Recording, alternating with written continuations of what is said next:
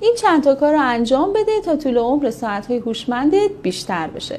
مورد اول، بیشترین درصد خرابی اسمارت واچ ها به دلیل استفاده از آداپتورهای فست شارژه. اصلاً با آداپتورهای فست شارژ، مخصوصاً فست شارژ های شیائومی، شارژ نکنید.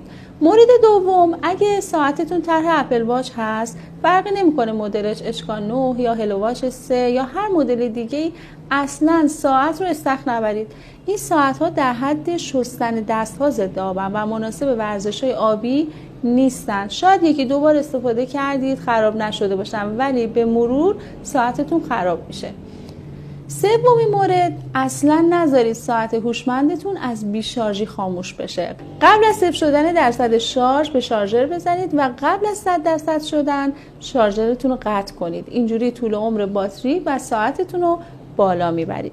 آخرین مورد که شاید تا حالا بهش فکر نکردید، نظافت ساعت هست. دست‌ها در معرض آلودگیه و هر چند وقت یه بار با دستمال و مقداری آب ساعتتون رو تمیز کنید تا به مرور رنگ بدنه و ساعتتون آسیب بهش نرسه.